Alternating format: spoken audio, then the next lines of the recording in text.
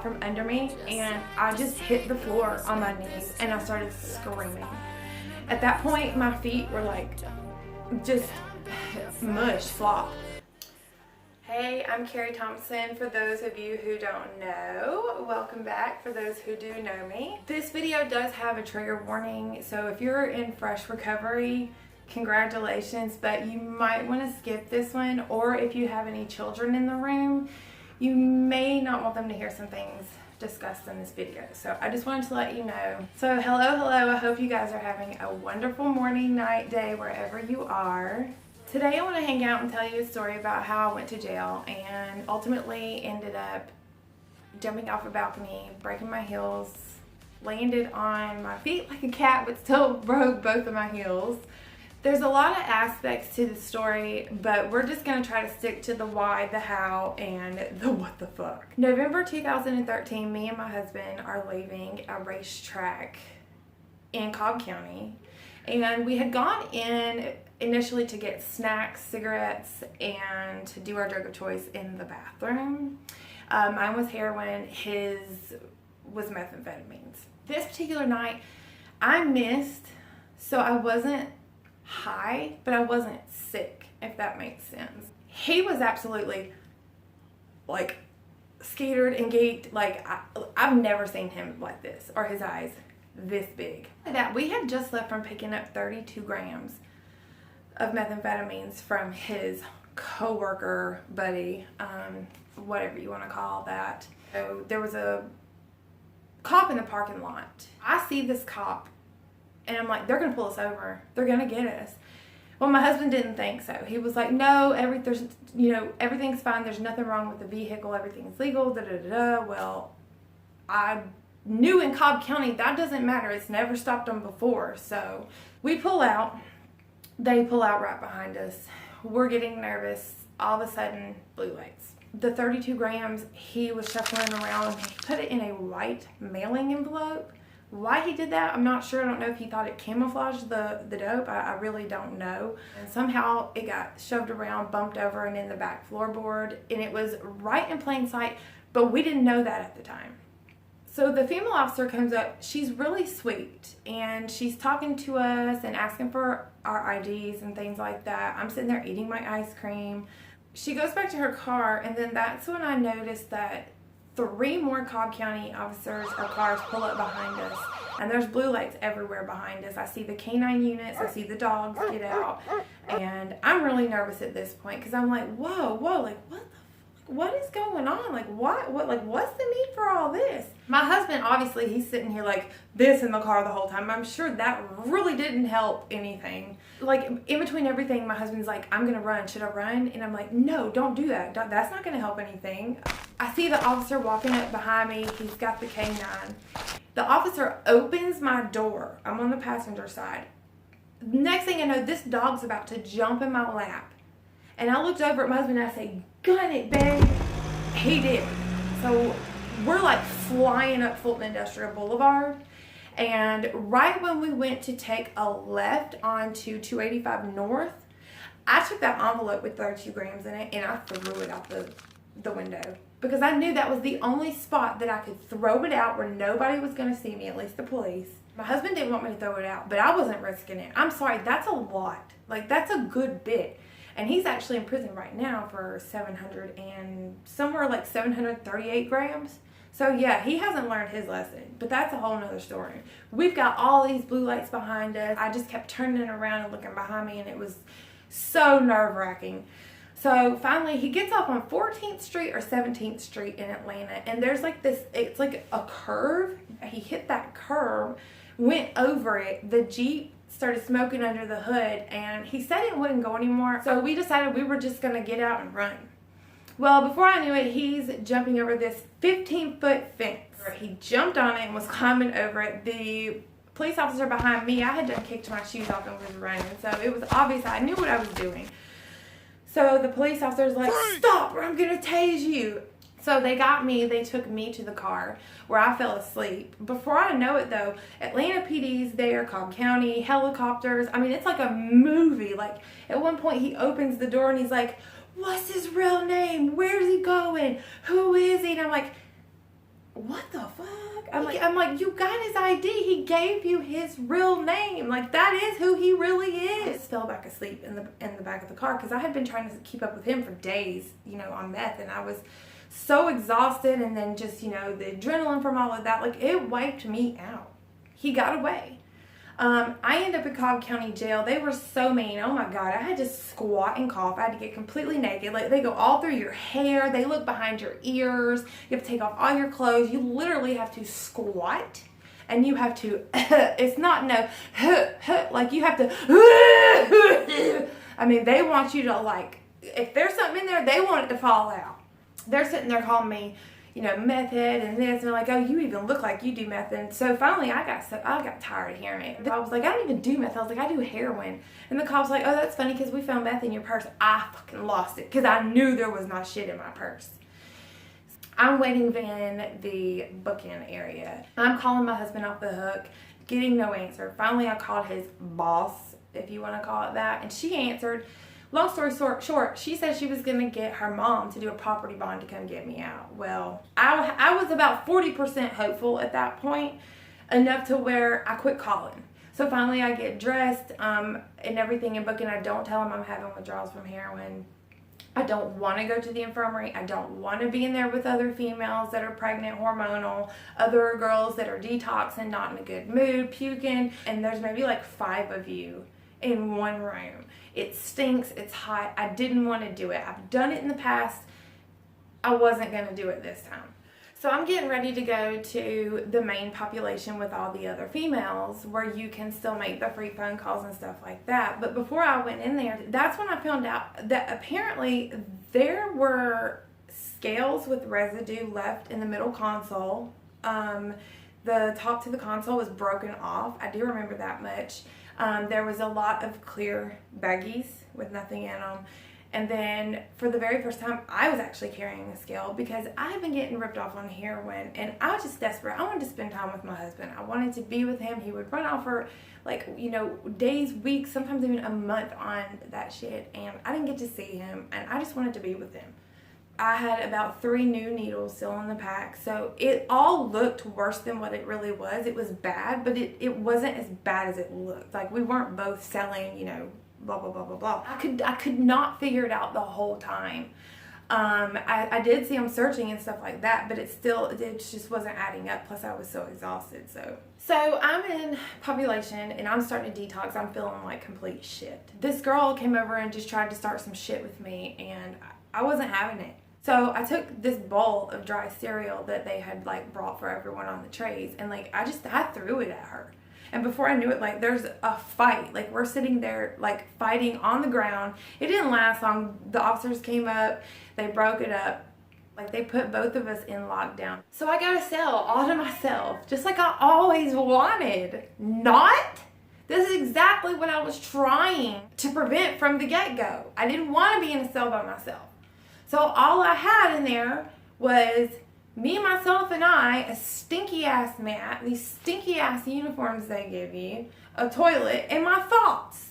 There's no TV, there's no books, there's no nothing. I didn't even get a Bible. You got to come out for 1 hour a day to, like, exercise, make phone calls, not in my case, take a shower with no shampoo, no conditioner. Between detox, the high blood pressure, you know, just losing all hope, like, I literally felt like I was dying. I couldn't reach anybody. I couldn't get out. My bond was $10,000. I couldn't believe that nobody was coming to try to get me out. I was sitting here on a felony possession of meth with intent to distribute and obstruction.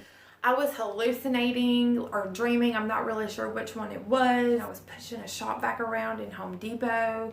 I was laying on the mat. I had the mat on the floor, laying on it, like, ear hustling with my ear, like, to the bottom of the door. I would hear everything that was going on. I could hear him call my name. Like, I was just so sure I was going to hear it and never did. So that was just, like, another letdown. Like, after a few days, more than a few days, I was completely hopeless. My addiction had me so manipulative. I was going to find a way out. I didn't care what it took. I was going to find a way out. So I started thinking about even, you know, escaping. And I was sitting on the top bunk, and I was looking out the window with the little cage over it. Like, the windows are so small. I mean, you can barely even see out of them because they're so cloudy and nasty.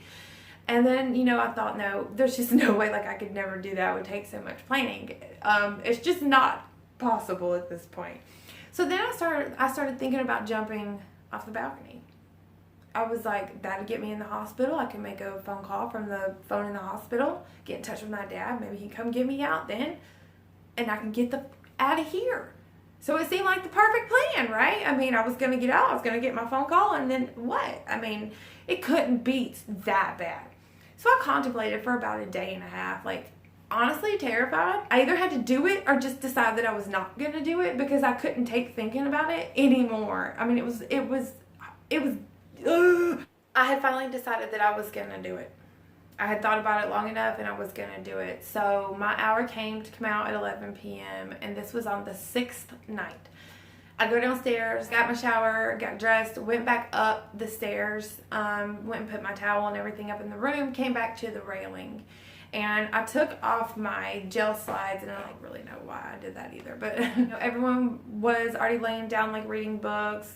This was the only time they were ever quiet. I put one leg over the rail, and I started getting really scared. Like up where like the guard tower and everything was, it was like this mirror, like this two-way mirror thing. You couldn't see if someone was in there, but I figured if someone was in there and I wasn't seeing them, they would have come rushing in, you know, at that point, like, no, don't do it, don't do it. I'm sitting there with one leg over the balcony, and I finally decided, I'm like, you know, whatever, you're a bitch if you don't. I just kept saying that to myself, and I really don't know why. I guess that was the only way I could just talk myself up to do it. So finally, I put my other leg over the balcony. So at this point, I'm standing there, like, and I'm holding on to the balcony like this. Both of my feet are on the wrong side of the balcony that they're supposed to be on. I don't know what jumped into me or out of me, no pun intended, but before I knew it, I had jumped. And I landed on my feet like a cat. And before I knew it, my legs and feet buckled out from under me. And I just hit the floor on my knees and I started screaming. At that point, my feet were like just mush, flop. I had shattered both of my heels. Broken both of them, shattered both of them, couldn't walk, couldn't get up. The pain was so intense, more than I could even think about. Oh my God. All the girls in lockdown came up to their doors and they were like, oh my God, she jumped. Oh my God, she jumped. As officers are running in there, what's going on? So it didn't take them long to figure out. They were like, did you jump? Did you jump? And screaming because the pain is like so intense. And so the one officer, she's praying with me. I thought that was just one of the sweetest things in the whole world. They're waiting to get a stretcher from the infirmary down there. Put me on the stretcher. They rolled me all the way to the infirmary. Some of the male officers were being really mean, and they're like, there's people in here that are pregnant and they're trying to sleep in their detox, and like, you're being really rude. They knew what they were doing. Like, I was in pain. I know I did that to myself, but geez, like, really? So finally the ambulance gets there and I get to the hospital. And at this point, I'm in so much pain. I'm still thinking about using the phone, but not as much as I was before. The doctor comes in, does x-rays. I'm looking around. I can't even, the phone is like behind me, so like I can't even get up to get the phone, to use the phone. I couldn't even get to it. They had me chained to the bed like I was gonna somehow run away. Like I still don't understand that. I guess it's just protocol, but the male officers, they're like standing outside of the door and they're saying, oh, were you trying to see Brad Pitt? Legends of the Fall. I mean, they were just being assholes. They come back in and he tells me that both of my heels are shattered. I'm going to need surgery on both of my heels. I'm going to be in a wheelchair for at least 10 months. I was like, shit, what did I do? Like, I didn't even get to use the phone. So at that point, they give me a shot of Dilaudid after over an hour and a half of waiting for anything. I was in so much pain. That barely helped. He wrote me a prescription for Lortab. Well, when we got back to the jail, they didn't want to even give me the Lortab. But I had to ride in the police car in the back, laying down with stents on my feet and legs to get back to the jail. They put me in a padded room. There is nothing in this room. The walls are kind of like a gummy material. There is nothing in this padded room except for a camera up in the corner, a spot to put your mat to sleep on. You get a turtle suit, and then there is a hole in the floor where you use the bathroom. And because I couldn't walk, I had to crawl over to that hole. I caught lice from this bitch. It was so disgusting. In the Cobb County. They did not give me my pain medication or anything. I'm in there begging. I finally had to start unwrapping my stents because it relieved pressure enough to where it wasn't hurting so bad. And they kept telling me, don't do that, don't do that. Your feet will not heal the right way. So finally I wear them down and they finally give me the prescription, and they give me one of the Loratab 10s that the doctor prescribed to me, and I didn't understand what was so hard about this in the first place. So finally I fall asleep, but I'm like hallucinating and dreaming again.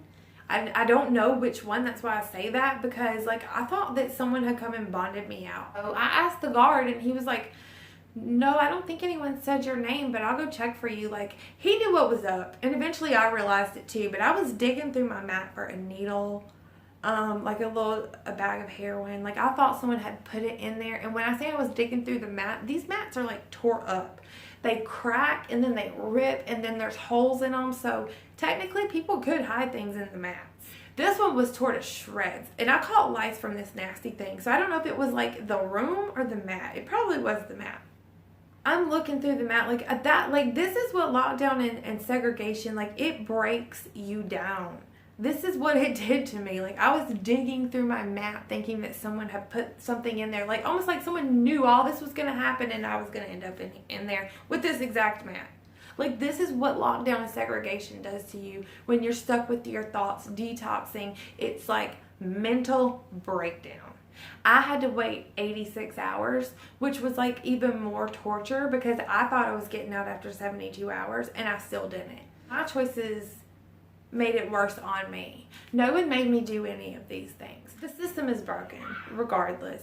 Someone should have been watching. What this taught me was I had to get rid of toxic people in my life. Even if it was my husband, sometimes you do have to get rid of the most toxic people in your life, even if it is the closest person to you in your life. And in my case, it was my own husband, and it hasn't stopped yet. He's on the way to probably doing 15 years in prison right now, but up for the highest tier in trafficking.